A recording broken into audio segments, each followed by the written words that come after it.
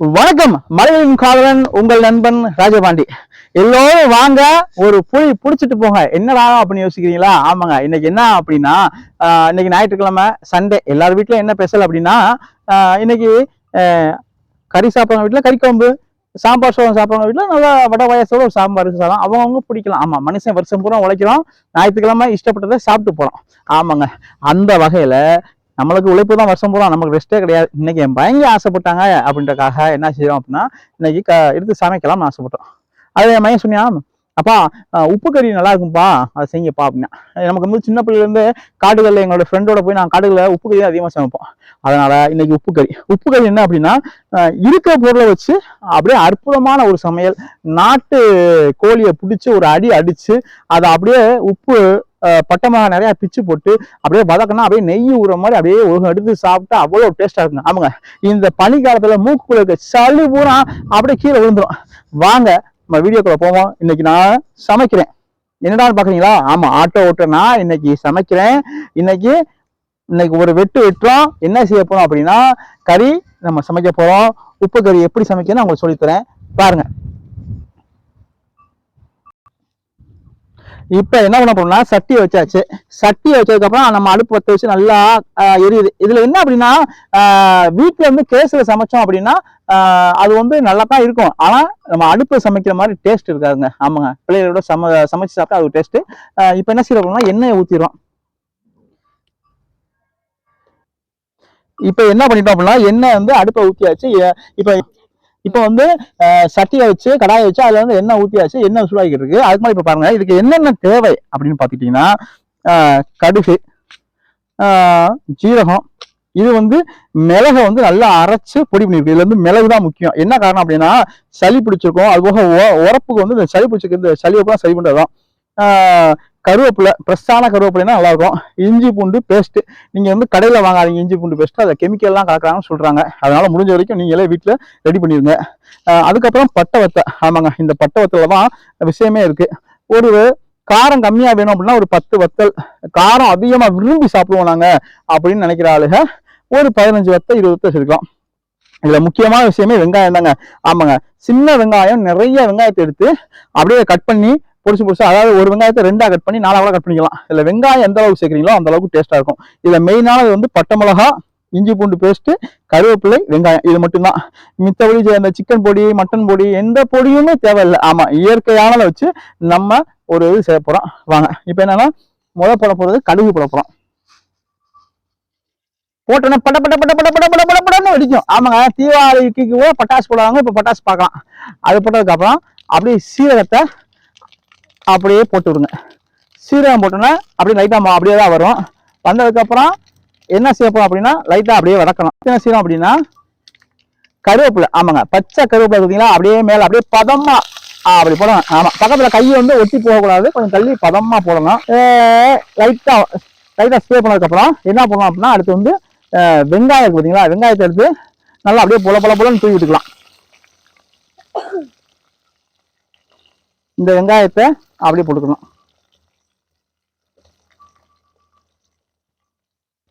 இதுல என்ன அப்படின்னா, நம்ம காட்டுக்குள்ள நம்ம வீடு சார்ந்து வீட்டுக்கு வெளியே சமைக்கும் போது ஒரு நிம்மதியான ஒரு டேஸ்ட் இருக்கும். அதோட என்னன்னா, இதுல உப்பு இருக்கு, உரப்பு இருக்கோட நம்ம பிள்ளையோட வாரத்துல ஒரு நாள் ஒவ்வொரு கோயில் குளம் போறோம். அது போக என்னன்னா, இந்த மாதிரி சண்டே அன்னைக்கு நம்ம வெளியே உட்காந்து சமைச்சோம் அப்படின்னா நல்ல டேஸ்டாகவும் இருக்கும் சாப்பாடுங்க.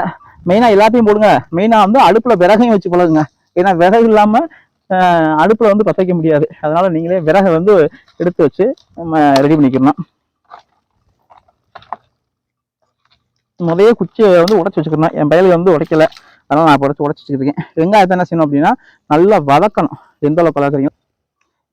இப்ப என்ன பண்றோம் அப்படின்னா, நல்லா வந்து அப்படியே பொன்னிறமா, ஆமா பொன்னிறம்னா தங்கம் வச்சாங்க, அப்படியே ஒரு கலர் சேப்பா வந்து தங்க கலர் மாதிரி நல்லா பொன்னிறமா வதக்கிடணும். நல்லா வதக்கணும். இதுல என்ன அப்படின்னா இந்த கறிகளை வந்து நிறைய பேர் தண்ணியை போட்டு வேக வைக்கிறாங்க.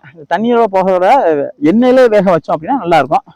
இப்போ என்ன செய்யணும் அப்படின்னா இஞ்சி பூண்டு பேஸ்ட் இருக்குங்களா, இஞ்சி பூண்டு பேஸ்ட் எடுத்து அப்படியே பக்குவமா அப்படியே வலிச்சு எடுத்து அப்படியே புதப்பன்னு அப்படியே தூவி விடணும். தூவி விட்டுட்டு இஞ்சி பூண்டு பேஸ்ட்டை அப்படியே வதக்கணும் லைட்டா. இது என்ன பண்றோம் அப்படின்னா இஞ்சி பூண்டு பேஸ்ட் எல்லாத்துலயும் அப்படியே எல்லா வெங்காயத்திலையும் மிக்ஸ் பண்ற மாதிரி அப்படியே மிக்ஸ் பண்ணி வளர்க்கணும். இது ஏன் அப்படி எல்லாத்தையும் மிக்ஸ் பண்ணி வளர்க்கணும் அப்படின்னா இந்த பச்சை வாசம் பார்த்தீங்களா, இஞ்சி பூண்டுல வந்து பச்சை வாசம் அடிக்கும். ஏன்னா நம்ம வந்து ஃப்ரெஷ்ஷாக அரைக்கிறதுனால அதனால அப்படியே சுற்றி அரைச்சிட்டோம்னா போதும். இதுல இன்னொன்று என்ன தெரியுமாங்க, இதுல இருக்க இஞ்சி மிளகு இந்த இஞ்சி பூண்டு பட்டை வத்தை எல்லாமே கருவேப்பிலை வெங்காயம் எல்லாமே மெடிசன். ஆமா நம்ம இயற்கை வைத்தியம். ஆனா இதை விட்டு பீஸா பர்கர்னு என்னென்னோ சாப்பிட்டு இப்ப என்ன பண்ண போறோம், அந்த பட்டை வத்தலை அப்படியே மேலாப்புல போறோம். ஆமா இதை போட்டோம் அப்படின்னா காரங்கள் வந்து விதையெல்லாம் நல்லா போட்டணும். இதான் நிறைய காரம் இருக்கும். போட்டுட்டு நல்லா வதக்கணும். இது வந்து இயற்கையான நமக்கு வந்து ஆரோக்கியத்தை தரும். இதுல என்ன அப்படின்னா நோய் இல்லாத வாழ்வுன்ற மாதிரி சாப்பிடலாம். இது இல்லையா, இது அது கடைசி. சரி இப்போ போட்டு முடிச்சுட்டு அப்படியே போட்டு வதக்குறோம். வதக்கிட்டு என்ன செய்யணும் அப்படின்னா நல்லா வதக்கிட்டு அப்புறம் என்ன செய்யணும் அப்படின்னா இப்போ வந்து கறி. ஆமா இந்த கறியில என்னன்னா ஏற்கனவே கொஞ்சம் மஞ்சத்தூளை லைட்டா மிக்ஸ் பண்ணி நம்ம கழுவும் போதே மஞ்சத்தூளை மிக்ஸ் பண்ணி லைட்டா போட்டோம் அப்படின்னா நல்லா இருக்கும். இப்போ வந்து கறி நம்ம போடுறோம். இப்போ இந்த மாதிரி நாட்டுக்கோழி கிடைக்கல, அதனால பிராயல் கோழி தான் வாங்கியிருக்கோம். நீ அடுத்த முறைலாம் கண்டிப்பான முறையில் நம்ம நாட்டுக்கோழி போட்டு வீடியோஸ் போடுறேன். இப்போ என்ன பண்ண போறோம்னா நல்லா அப்படியே கிண்டிடணும். இந்த பட்டை மிளகா எல்லாமே இருக்குதுங்களா மிக்ஸ் ஆகிற மாதிரி இஞ்சி பூண்டு வேஸ்ட்டு எல்லாமே மிக்ஸ் ஆகிற மாதிரி கிண்டிடணும். இதில் இன்னொன்று என்ன அப்படின்னா எண்ணெயிலே வேக விடணும். தண்ணியை வந்து லைட்டாக மட்டும் மேலாப்புல தொளிக்கணும். தண்ணியிலே வேக விட்டா நல்லா இருக்காது. அதனால இதில் வந்து தண்ணி வந்து சேர்க்கக்கூடாது. குழம்பு வைக்கிற மிக்சர் சிக்கன் கிரேவி மாதிரி தண்ணி சேர்க்கக்கூடாது. சும்மா தொளிச்சுக்கலாம் அவ்வளோதான். அடுப்பு வந்து கொஞ்சம் குறைச்சி வச்சுக்கிறணும். இப்படியே கிட்டிக்கிட்டே இருக்கணும். நல்லா வதங்கணும். இந்த கறியில் இருக்க சாரெல்லாம் இறங்கணும். இதுதான் நம்ம ஆரோக்கியமான உணவுகள். நாக்கில் வச்சு விடுதா. இது என்ன பண்றோம் அப்படின்னா நல்லா கிண்டி நல்லா வதக்கி கிண்டுறோம். அதுக்கப்புறம் இந்த உப்பு லைட்டாப்ல உப்பு என்ன பண்றோம் அப்படின்னா மேலாப்புல நைஸ் உப்பு இல்லை கல் உப்பு உங்களுக்கு தோக்கு பார்த்த மாதிரி உங்களுக்கு தேவையான அளவு உப்பு போடுறோம். எனக்கு தேவையான அளவு போதும். உங்களுக்கு எவ்வளவு தேவையோ அந்த அளவுக்கு நீங்க உப்பு சேர்த்துக்குங்க. உப்பு சேர்த்ததுக்கு அப்புறம் உப்பு என்ன அப்படின்னா முன்னாடியே சேர்த்துட்டோம் அப்படின்னா உப்பு வந்து கறி வந்து நல்லா வதக்கி கொடுக்கும். உப்பு வந்து கறியை வந்து நல்லா வதக்கி கொடுக்கும். அதனால உப்பு சேர்த்துட்டு முதல்ல சேர்த்துடணும். நல்லா பொன்னிறமா மட்டும் நல்லா இஞ்சிற அளவுக்கு வதக்கிக்கிட்டே இருக்கணும் நீங்க. இப்போ என்ன பண்ணிக்கலாம் அப்படின்னா இந்த அடுப்புல இருக்க தீயை கொஞ்சம் குறைச்சி வச்சுட்டு என்ன பண்றோம் நல்லா வதக்குறோம். வதக்கினதுக்கு அப்புறம் ஓரளவு உங்களுக்கு தெரியும் கொஞ்சம் இஞ்சிரிச்சு நல்லா வதங்கிச்சுன்றப்ப திருப்ப என்ன செய்யணும் அப்படின்னா இப்படியே ஓப்பன்ல காத்துல விடாம என்ன பண்ணிடும் அப்படின்னா மூடியை வச்சு மூடிடுறோம். மூடிட்டு கரெக்டாக ஒரு 10 நிமிஷம் 5 நிமிஷம் கழிச்சு நம்ம ஓப்பன் பண்ணி பார்ப்போம். இப்போ என்ன பண்ண போறோம் அப்படின்னா ஒரு 10 நிமிஷம் ஆச்சு. இப்போ நம்ம மூடி வச்சிருக்க அந்த கறியோட இதை எடுக்கிறோம். இங்க பாருங்க நம்ம தண்ணின்றதே ஊத்தல, ஆனா அந்த கறியை வெட்டுறாங்க பாத்தீங்களா, அந்த வெட்டுறதுல தண்ணி அந்த அலசுற. இப்போ என்ன பண்ணிட்டோம் அப்படின்னா அந்த கறி அலசனல உள்ள தண்ணி பார்த்தீங்களா அதுதான் ஃபுல்லாவே நம்ம எண்ணெய் தான் ஊற்றிருந்தோம்.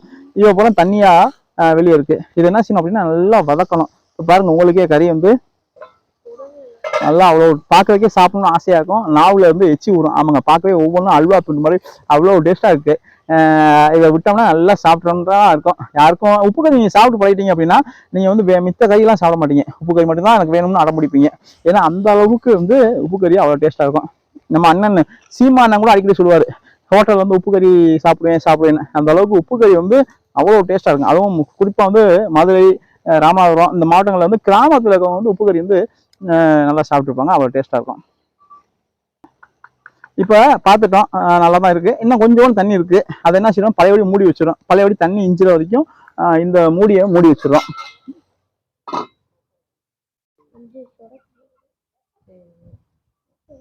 அடுத்த வாரம் என்ன செய்யணும் அப்படின்னா இதுல ஒரு நாட்டுக்கோழியை பிடிச்சிதான் இந்த நாட்டுக்கோழியை ஒரு புடி பிடிச்சி சாப்பிட்றோம். வாங்க அடுத்த வாரம் இதுல ஏதாவது ஒரு நாட்டுக்கோழி தான் நம்ம குழம்பு வச்சு வீடியோ போறேன் உங்களுக்காக.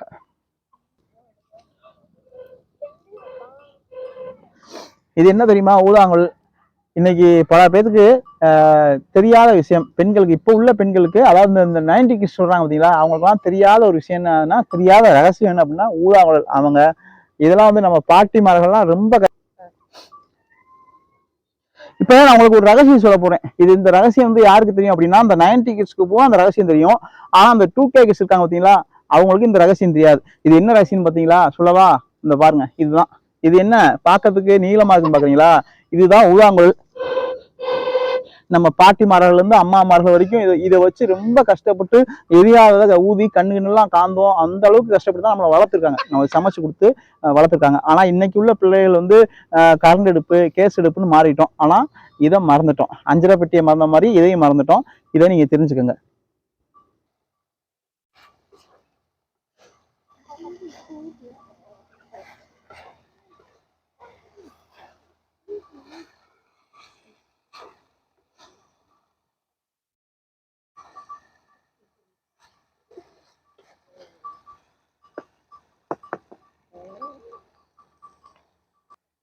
நல்லா அடுப்பை எரிய விடணும். எரிய விட்டா தான் அவங்களுக்கு தெரியும். பாருங்க, நல்லா எரிய விட்டு அவ்வளோ இதாக எரிய விட்டா தான் தீ வந்து நல்லா அப்படியே ஆவி சுழற்சி ஆவி விளக்க வந்து அது அப்படியே அந்த நீரப்பெல்லாம் உறிஞ்சிடும். உப்பு கறியில் என்ன அப்படின்னா, இதில் ஒரு பொட்டு தண்ணி இருக்கக்கூடாது. தண்ணியே இல்லாமல் ஒரு பொட்டு தண்ணியே இல்லாமல் என்ன செய்யணும் அப்படின்னா, அந்த உப்பு கறியில் நம்ம ஃபுல்லாகவே வதக்கிடணும். அப்போ அந்த தண்ணி இல்லாமல் தான் டேஸ்ட்டாக இருக்கும். இதில் இருக்க சாறுகளில் இந்த உப்பில் இருக்க காரம், மிளகு, எல்லாமே உப்பு எல்லாமே வந்து இதில் சேரும். அப்போ சேர்ந்தாதான் நம்ம சாப்பிட்றதுக்கு நல்லா டேஸ்ட்டாக இருக்கும். இதில் என்ன அப்படின்னா, இதில் வந்து இயற்கையானதான், செயற்கையான கலர் சேர்க்கறது எதுவுமே கிடையாதுங்க. ஆமாங்க, இந்த மாதிரி நீங்கள் செஞ்சு சாப்பிட்டு பாருங்க.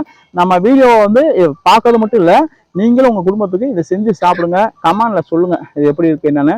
அதே மாதிரி பாருங்க, இனி அடுத்த வாரம் உங்களுக்கு இந்த திரியிற நாட்டுக்கோழியில் ஏதாவது ஒரு கோழியை பிடிச்சி உங்களுக்கு சமைச்சு வீடியோ போடுறேன். என்ன பண்ணிட்டோம் அப்படின்னா, நம்ம வழக்கம் அந்த தண்ணியை பாருங்க, ஒரு கூட இல்லாமல் எண்ணெய் பழையபடி இப்போ எண்ணெய்லாம் மேலே வந்துருக்கு பாருங்க.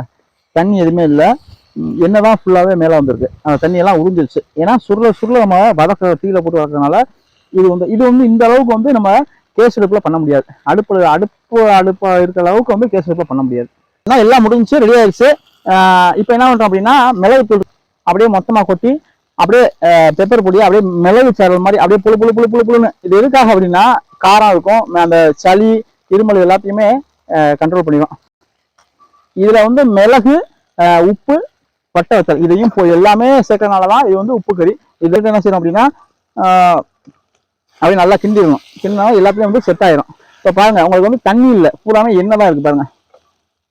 போடும் போது ஊற்று எண்ணெய் தான் இருக்கு, தண்ணி பூரா அப்படியே உறிஞ்சிருச்சு. பெப்பர் பொடியை போட்ட உடனே நல்லா ஒரு 10 கிண்டிட்டு அப்படியே இறக்கிடணும். அவ்வளவுதான், முடிஞ்சிச்சு. அப்படியே என்ன செய்யணும், அப்படியே தூக்கிடணும்.